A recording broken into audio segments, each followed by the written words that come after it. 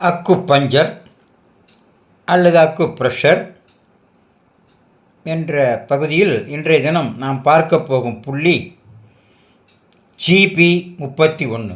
ஜிபினா gall bladder, பித்தப்பை. உடல் உள்ளுறுப்புகளில் பித்தப்பை ஒரு உறுப்பு.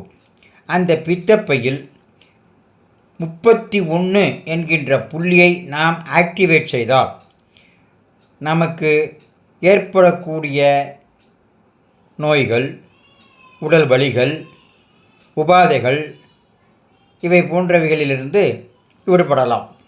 அந்த ஜிபி 31 கால் பிளாடர், பித்தப்பை 31 என்ற புள்ளி எங்கே இருக்கிறது? அதை நாம் ஆக்டிவேட் செய்வதால் என்னென்ன வியாதிகள் தீரும்?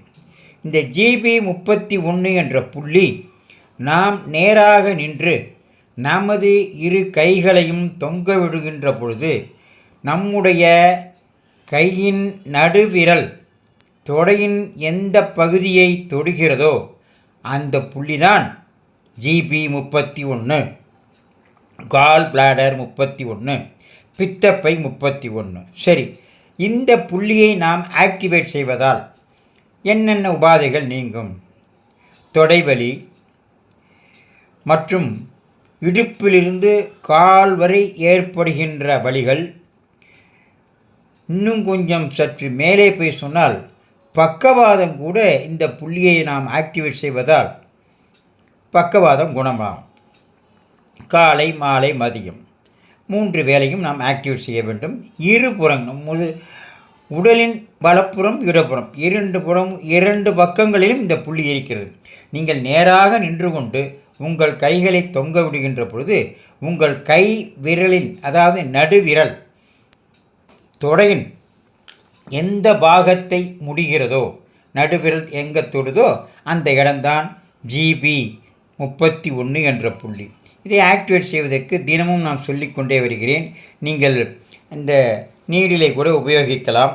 இந்த நீடிலை உபயோகிக்கின்றபோது இந்த ஷார்ப்பான பகுதியால் நீங்கள் 21 முறை கிளாக் வைஸ் அல்லது ஆன்டி கிளாக் வைஸ் இவற்றை நீங்கள் செய்யலாம். அல்லது இந்த மாதிரி ஒரு செல் போட்டு உபயோகப்படுத்தக்கூடிய ஒரு பால், இதை பேட்டரி செல் போட்டால் இது சுழல ஆரம்பிக்கும்.